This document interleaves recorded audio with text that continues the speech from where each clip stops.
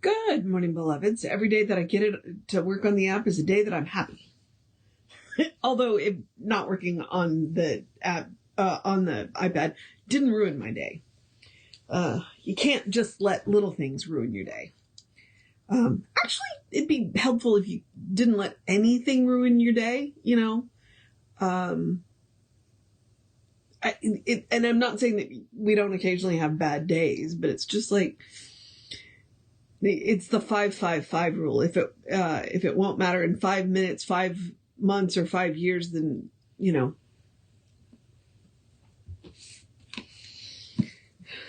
So, all right. Not since I'm not doing a 365. I don't say, I hope I said good morning, beloveds. If I didn't say good morning, beloveds, good morning, beloveds. I don't say the date, and I don't say the it's Thursday. It is August 22nd.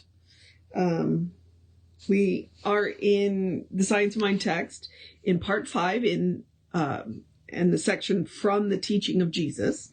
We are starting on 475 with when we are strong. And this is John 5:19.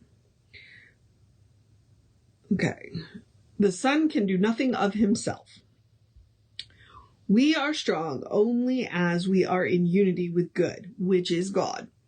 But the Spirit showeth the child that it is revealed to us through the innermost parts of our being, that there is a complete unity, a perfect wholeness.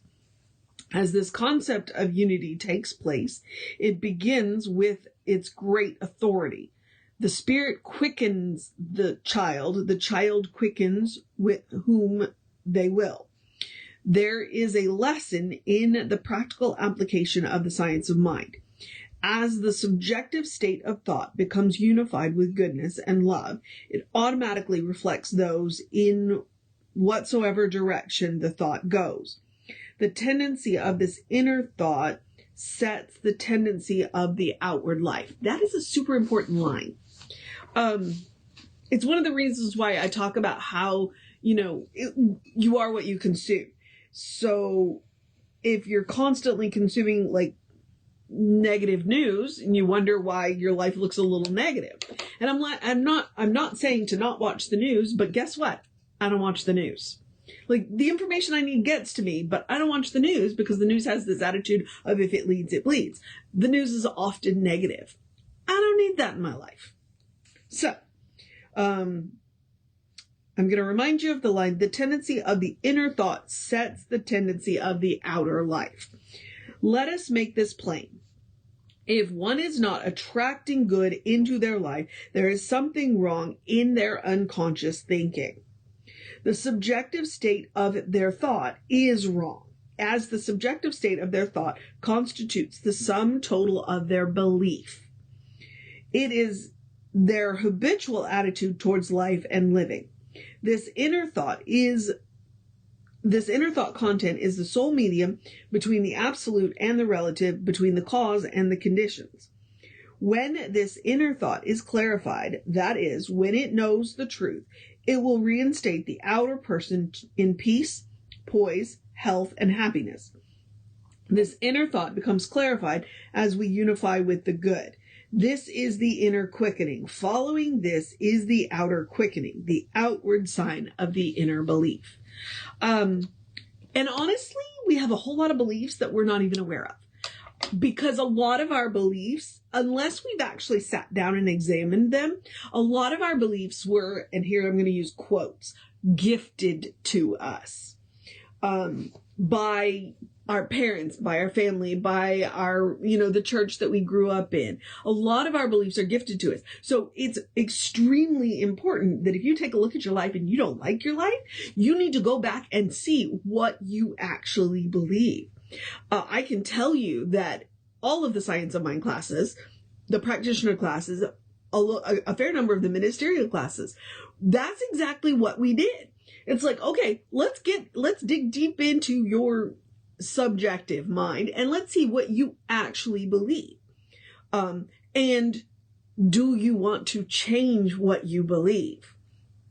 So, And that was one of the things that after the first year in ministerial school, I was okay with quiet. Up to that point, like even if I was reading or something, I always had music in the background, the TV in the background.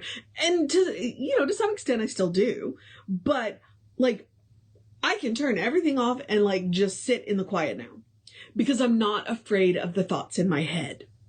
Because I have cleaned out all of those beliefs that were gifted to me that weren't actually mine. Like, what do I actually believe about the world? Well, most of the beliefs that are in my subjective state are mine now. There may be still one or two knocking around in there. I'm as subjective to race consciousness as everybody else is. But, you gotta know what you believe. Now, that and then we have to couple that with a world that works for everybody. Because there are still a whole lot of systems that are in place that keep people from reaching, their highest good. So once you get your inner system worked out, then that's when we all come together and go, okay, well, what are we going to do about this outer system that ain't working? So, I acknowledge that. And Ernest would too. He wouldn't say that. But if you want to change the system, you got to be aware of the system. And you got to do your inner work first. All right. The word of power from John 26. As the spirit has life, so the child has life. Again, we have the teaching that there is but one life, mind or spirit. This life is now our life and manifests through us as we believe in it.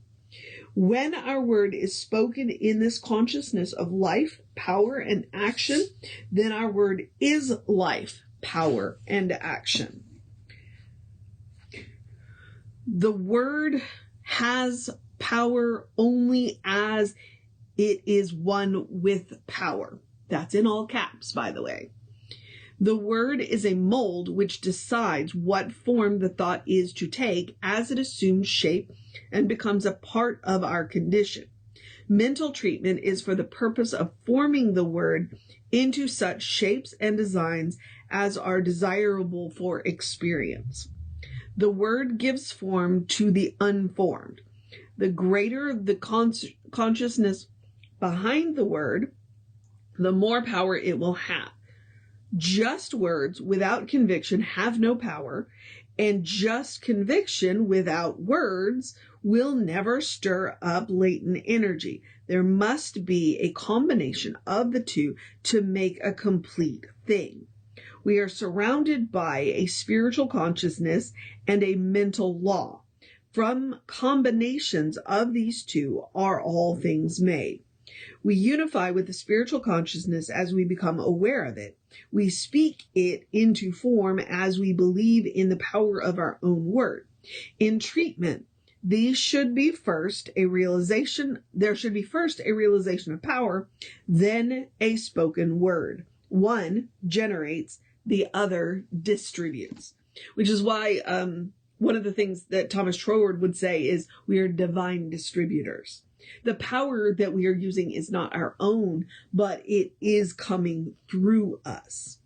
And this is where one of the ways that we say this is thought wrapped in feeling. Every thought has the potential to be creative. And then you go back and you look at some of your thoughts and you go, oh my God. But then you do go back and look at some of your thoughts and go, oh my God. When a thought is wrapped in a strong feeling, it has that's more likely to manifest in your life. So that's why it's important to be aware of the thoughts that you are having when you are angry. Okay? Because there's a lot of power in anger. And you can use that power righteously, or you can use it to make a mess of your life. So thought wrapped in feeling. That's why he's talking about conviction. That's what he means. The feeling. You really got to get that feeling behind it. You got to believe it. So thought wrapped in feeling. That's what that section is. The word have power. The word has power. Okay. We're going to do one more and then I'm going to wrap this up. We are going to do the meat which perishes from John 6:27. That's a weird one to end on. Oh, wait, you know what? We may do 2 more sections because the next one is probably a meditation on this. So hang on. All right. So this is the meat which perishes, John 6:27.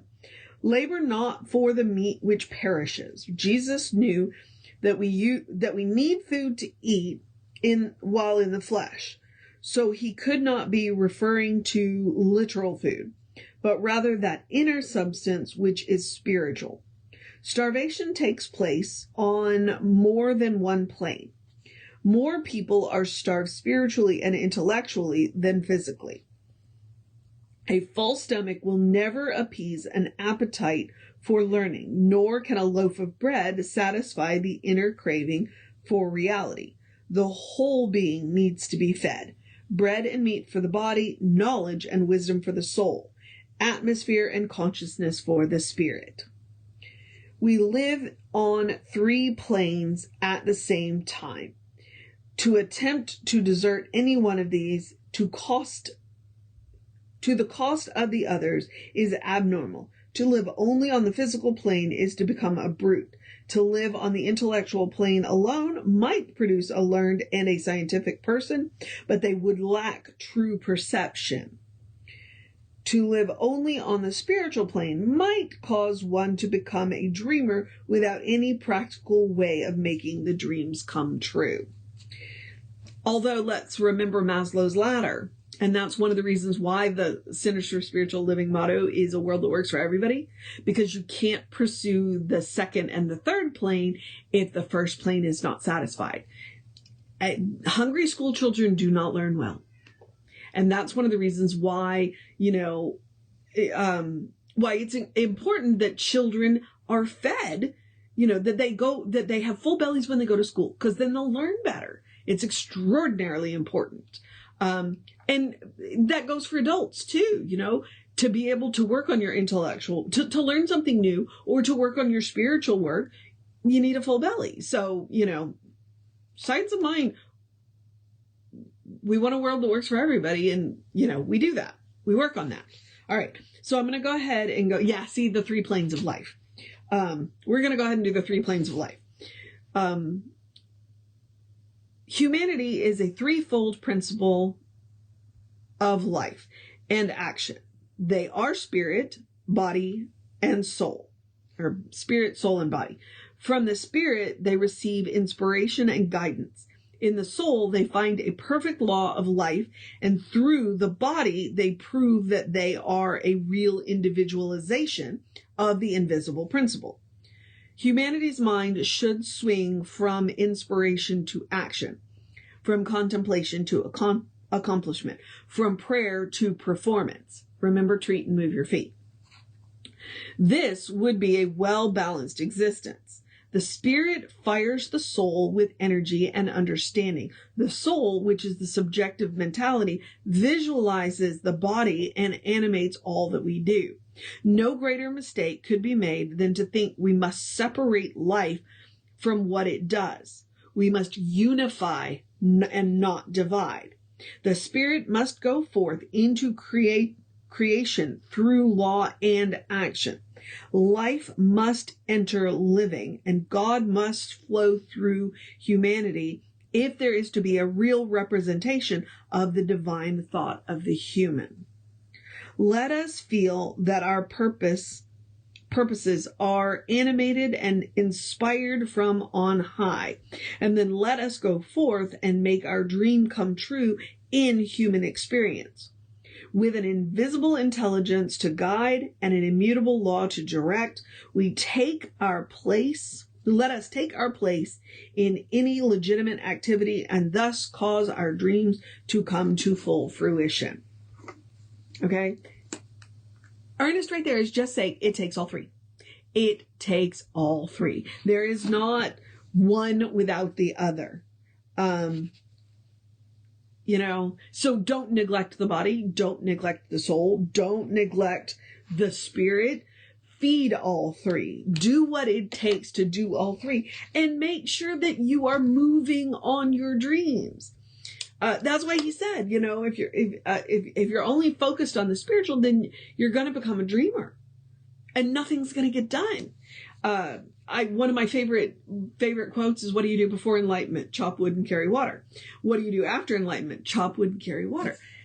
Just because you're enlightened doesn't mean, the mundane tasks still have to get done. We just do them with a more peaceful mindset. I don't know. I guess that would be what I would say. We do them with a more peaceful mindset. But there are 3 levels to you. Live on all 3. I'm coming to know, I had a class with Dr. Tom Sanar. He taught my Trevor class in ministerial school, but I didn't get to take all of the classes that some of my friends have. And so I'm coming to know Dr. Sanar through my friends. And he talks about the three floors. And that's what that's right here. It's the 3 floors. And so many of us get stuck on that first floor and are completely unaware that there are 2 more floors. We miss the elevator. We don't even know that the elevator's there.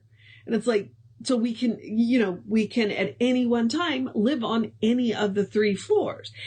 And for us to have a full, fulfilling life, we need to live on all 3. We need to live on all 3. We need to take time on each floor as the season comes to us, because sometimes we got to spend some time on the first floor, and then you go on retreat and you spend time on the 3rd floor. And then there are times that you got to do the work and you spend some time on the 2nd floor. You need all 3. All right. So we are going to start tomorrow, because tomorrow's Friday, on the bottom of 477 with the light of the world. That's where we're going to start.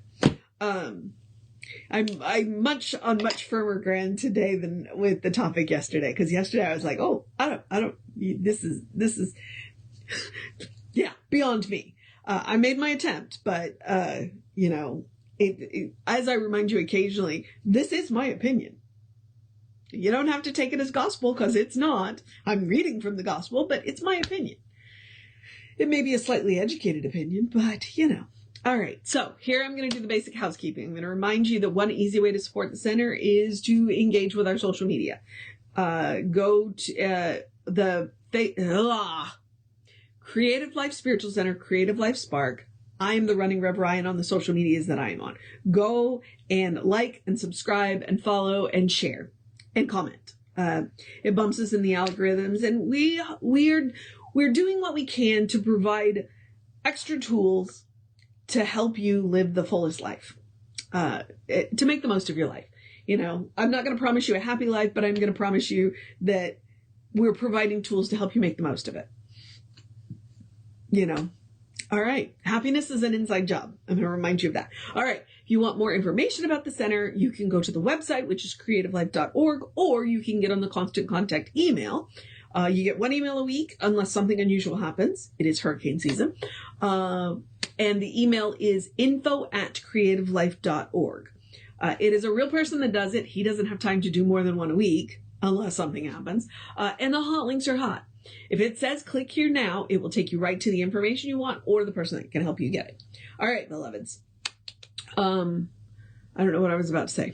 Hang on. Let me think about it.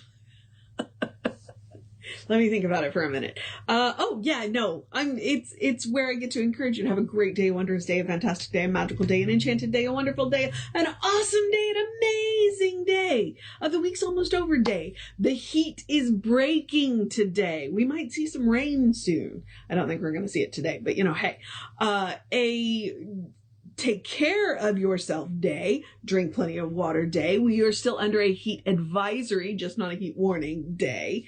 Stay out of the direct sunlight day, a good day. And if that's too much pressure, simply have a day. You are enough just as you are. You are a beloved expression of the divine. You are a brilliant light, a divine spark. You are spirit in motion. You are God in action. Or as Reverend Jesse likes to call us, you are a godling. All right, beloveds. Take care of yourself. No, hang on. Reverend David will be on around 5 p.m. Oh, it's Thursday. Okay, so Reverend David will be on around 5 p.m. The Sacred Activism discussion group is today. If you haven't gotten that, you can email that info@creativelife.org and tell them you want into the sacred activism. That happens on Thursday. And I think they've got 5 more. I think it was 8 sessions. Yeah. And okay, I'll be back with you around 9 a.m. Like I said, we'll tackle a little bit more of John. Take care of yourself. Know that you are loved, and I will see you next time.